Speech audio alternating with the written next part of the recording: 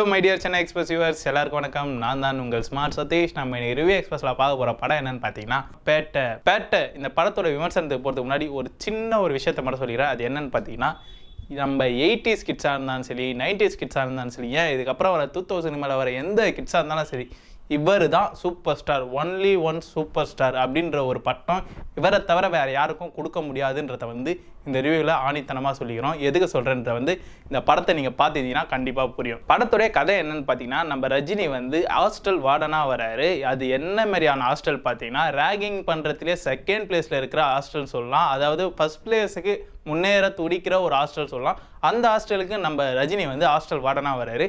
அதே ஹாஸ்டலில் தான் பார்த்தீங்கன்னா, நம்ம பாபி சிங்கா டெரர் கேங்னு ஒரு கேங்கை வச்சுக்கிட்டு நம்மளோட ஜூனியர் பசங்கள்லாம் ரேக்கிங் பண்ணிட்டு இருக்காரு.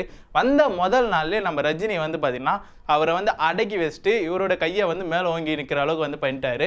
அதாவது ஹாஸ்டல், அதாவது நம்ம ஜில்லுன்னு ஒரு காதல் நம்ம சூர்யா சொல்லுவார் தெரியுமா, செகண்ட் இயருக்கு அப்புறம் மொத்த காலேஜும் என் கண்ட்ரோலுக்கு வந்துச்சு. அது போல தான் பாபி சிங்காவை அடங்கின உடனே பார்த்தீங்கன்னா நம்ம ரஜினி சாரோட கையில் பார்த்தீங்கன்னா மொத்த ஹாஸ்டலும் கைக்கு வந்துச்சு சொல்லலாம். அவர் சொல்கிறத கேட்குற அளவுக்கு அந்த ஹாஸ்டல் வந்துச்சு சொல்லலாம். அதுக்கப்புறம் பார்த்தீங்கன்னா நம்ம ரஜினி சார் பார்த்தீங்கன்னா அன்வர் மேகா காஷ் பார்த்தீங்கன்னா லவ் பண்ணுறதுக்கு ஒரு சின்ன ஹெல்ப் பண்ணுறதும், நம்ம சிம்ரன் மேம் கூட லவ் பண்ணுறதும், இது போல ஒரு சில விஷயங்கள் பண்ணிட்டு இருக்காரு. இதற்கு நடுவில் நம்ம பாபி சிங்கா ஆல்ரெடி காண்டானார் தெரியுமா, அந்த காண்டெல்லாம் மொத்தமாக வச்சு செய்யணும்னு சொல்லிட்டு நம்ம ரஜினி சாரை போட்டு தள்ளத்துக்கு ஒரு கேங்கை இறக்குறாரு. ஆனால் அந்த நேரத்தை அங்கே இறங்குற கேங்கே வேற.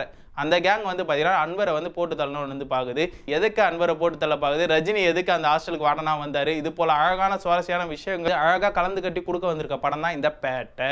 ஓகே, இந்த பேட்டைக்கு நம்ம ரஜினி சார் எப்படி ஆஃப்டாக பொருந்திருக்காரு பார்த்தீங்கன்னா, வின்டேஜ் ரஜினின்னு சொல்லுவோம் தெரியுமா, அது இந்த படத்தில் கன்ஃபார்மாக அழகாக பொருத்தமாக இவரை தவிர வேறு எவரும் சூப்பர் ஸ்டார் இல்லைன்னு நான் ஃபஸ்ட்டு சொன்னது தெரியுமா, அதை மெய்ப்பிக்கிற வகையில் சூப்பர் ஸ்டார் படத்தில் பட்டையை கிளப்பியிருக்காரு சொல்லலாம். அந்த வகையில் ரஜினி சாரோட performance one and only Rajini சாரோட படமாக தான் இந்த படம் இருக்குது. இந்த படத்தில் ரஜினி சாருக்கே உண்டான யூனிக்கான ஸ்டைல்லாம் இருக்கும் தெரியுமா, அதை கண்ணாடி அழகாக திருப்பி போடுறது, அதுக்கப்புறம் அழகாக நடக்கிறது, கண்ணாடியை லைட்டாக கைட்டு கண்ணடிக்கிறது, இது போல் விஷயங்கள்லாம் பார்த்தீங்கன்னா நம்ம சூப்பர் ஸ்டார் அழகாக ஸ்கோர் பண்ணிட்டு போயிடுறாரு. இதெல்லாம் தவிர்த்து அந்த உள்ளாலா சாங்கில் ஆறாரு பாருங்க ஒரு ஆட்டம் வேற லெவலுங்க. நம்ம வின்டேஜ் ரஜினியை அழகாக நம்ம கண் முன்னாடி நிறுத்திருக்காரு சொல்லலாம் நம்ம படத்துடைய இயக்குனர் கார்த்திக் சுப்ராஜ். ஓகே, இந்த படத்தில் பார்த்தீங்கன்னா நம்மளுடைய சசிகுமார் நடிச்சிருக்காங்க, விஜய் சேதுபதி நடிச்சிருக்காங்க, அதுக்கப்புறம் பார்த்தீங்கன்னா அன்வர், அதுக்கப்புறம் மேகா ஆகாஷ், அதுக்கப்புறம் நம்ம பாபி சிங்கா, இவங்க எல்லாரும் நடிச்சிருக்காங்க. ஆனால் நம்ம ரஜினி சார் நின்ன அளவுக்கு வேற யாரும் இந்த படத்தில் நம்ம மனசில் நிற்கலன்றது தான் படத்துடைய நிசத்தமான உண்மை. இதை தவிர்த்து இந்த படத்தில் நம்ம இயக்குனர் கார்த்திக் சுப்ராஜ்னாலே பார்த்தீங்கன்னா அவருடைய படங்கள் எல்லாமே ஸ்க்ரீன் பிளே வைஸ் பார்த்தீங்கன்னா சூப்பராக இருக்கும். எல்லாரும் அவரோட படம்னா கண்டிப்பாக போய் பார்க்கலாம், ஒரு புதுவிதமான ஒரு கதையை நம்மளுக்கு கொடுப்பாரு அப்படின்னு சொல்லிட்டு நம்பி போகிறவங்க நிறைய பேர் இருக்காங்க. அது போல ஒரு படமாக இது இருக்கும்னு சொல்லிட்டு நீங்கள் கண்டிப்பாக வந்தீங்கன்னா கண்டிப்பாக கார்த்திக் சுப்ராஜ் இந்த படத்தை உங்களை ஏமாற்றிருக்காரு. ஏன்னா இந்த படம் ஃபுல் அண்ட் ஃபுல் பார்த்தீங்கன்னா ரஜினி ஃபேன்ஸ்க்காக எடுக்கப்பட்ட ஒரு படம்ன்றது படம் பார்க்கும்போது உங்களுக்கு கண்டிப்பாக புரியும். அந்த வகையில் எடுத்திருக்காரு. கார்த்திக் சுப்ராஜ் பார்த்தீங்கன்னா படத்தோடைய இயக்குனர் மட்டும் இல்லைங்க, நம்ம ரஜினி சாரோட பெரிய வெறியர்ன்றது இந்த படத்தில் கன்ஃபார்ம் பண்ணிக்கிறாரு. எதுக்கு சொல்கிறேன்னு பார்த்தீங்கன்னா, ரஜினி சாரை எவ்வளோக்கு எவ்வளோ மாசாக காட்ட முடியுமோ அவ்வளோக்கு எவ்வளோ மாசாக இந்த படத்தில் காமிச்சிருக்காரு.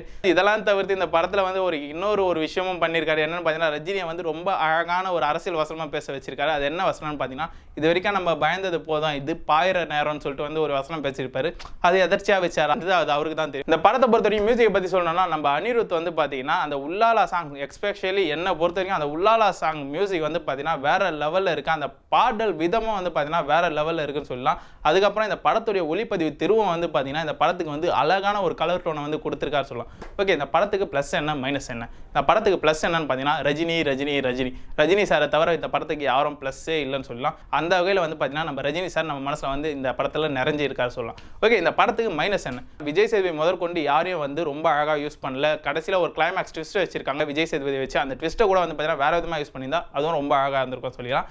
இதை தவிர்த்து இந்த படத்துக்கு இன்னொரு மைனஸாக என்ன இருக்குன்னு பார்த்தீங்கன்னா, நம்ம ரஜினி சாரோட டைட்டில் கார்னாலே பார்த்தீங்கன்னா டான் டரரட்டான் டான் டரரட்டான் அந்த மியூசிக் தான் ஞாபகம் வரும். அந்த மியூசிக்கை நம்ம ஓவர் கம் பண்ணணும்னு சொல்லிட்டு அனிருத் ட்ரை பண்ணிக்கிறாரு. ஆனால் இந்த பின்னணி இசையில் அனிருத் கொஞ்சம் சொதப்பிருக்காரு சொல்லலாம். அந்த மரணம் அந்த சாங்கை தான் அங்கங்கே நம்மளுக்கு அழகாக போட்டு கொடுத்துருக்காரு. மற்றபடி பின்னணி இசையில் ஓவராக சொல்கிற அளவுக்கு எதுவும் இல்லைன்னு சொல்லிக்கலாம். இதெல்லாம் தவிர்த்து இந்த படம் ரஜினி ரசிகர்களுக்கு தரமான ஒரு படம். சரி, ஓகேங்க, ஓவராலாக எங்கள் ரிவ்யூ எக்ஸ்பிரஸ் சார்பாக இந்த படத்துக்கு நாங்கள் தர ரேட்டிங் என்னென்னு பார்த்தீங்கன்னா 3.5 out of 5. இந்த ரிவ்யூ உங்களுக்கு பிடிச்சிருந்தா அதுக்கு முன்னாடி நான் ஒன்று சொல்கிறேன், அதை கேட்டுங்க. அது என்னன்னு பார்த்தீங்கன்னா, இந்த படம் ஃபுல் அண்ட் ஃபுல் நீங்கள் எதுக்கு போய் பார்க்கணும்னு பார்த்தீங்கன்னா ரஜினி சாரோட ஃபேனாக இருந்தால் கண்டிப்பாக போய் பட்டுன்னு இந்த படத்தை பாருங்கள். எதுக்கு சொல்கிறேன்னு பார்த்தீங்கன்னா இந்த படம் இந்த பேட்டை நம்ம ரஜினி சார் ரசிகர்களுக்கு வச்ச ஒரு வேட்டைன்னு சொல்லலாம், அந்த வகையில் வந்து கொடுத்துருக்காரு சொல்லலாம். இதெல்லாம் தவிர்த்து இந்த படத்தை நம்ம நியூட்ரல் ஆடியன்ஸும் போய் பார்த்தீங்கன்னா கண்டிப்பாக என்ஜாய் பண்ணுற ஒரு படமாக இருக்கும். அந்த வகையில் வந்து நம்ம கார்த்திக் சுப்ராஜ் நம்மளை ஏமாற்றவே இல்லை.